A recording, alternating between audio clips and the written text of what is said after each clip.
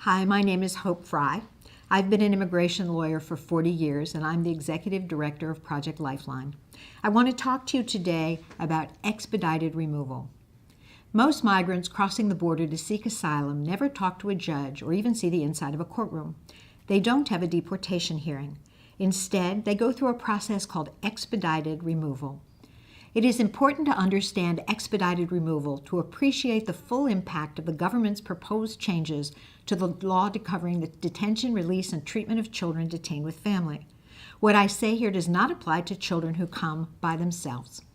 Expedited removal is an administrative procedure that is designed to quickly find people deportable. A person subject to this has few rights.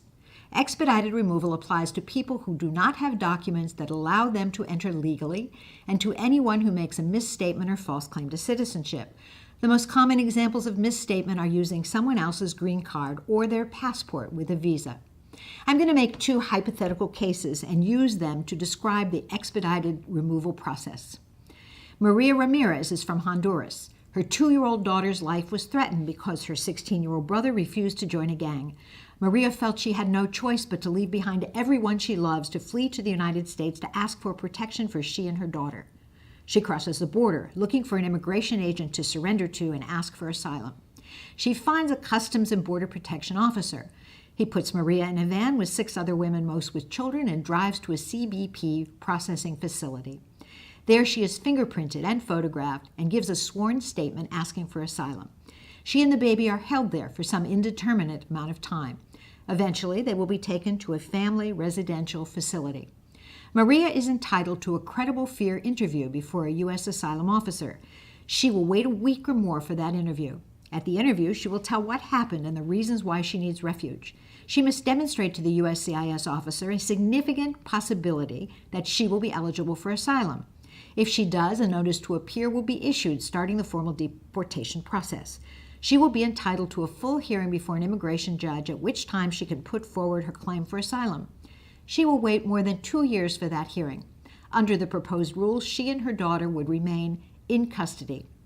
If Maria isn't found to have a credible fear, she may appeal that decision and that decision only, and have a hearing before an immigration judge by video link. The judge will have the asylum officer's report. Maria will tell her story again. If the judge finds credible fear, she begins the deportation process.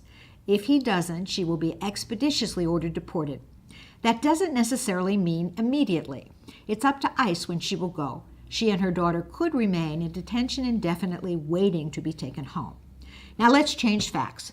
Juan Perez comes to the U.S. to live with his brother and work. He crosses the border and is apprehended by a CBP agent. The agent takes a sworn statement and gives Juan a chance to respond to the charge of unlawful entry. The officer writes up an order of deportation, which is approved by a supervisor. It becomes final. Then Juan waits in custody to be deported. Again, he has no control over when this would happen. The proposed regulations will result in the detention of families with their children until their immigration case is completed. Maria has over 2 years to wait for her hearing, then another 2 years or more if she needs to appeal her case. Best case, her daughter would be 6. 2/3 of her life would have been spent in detention.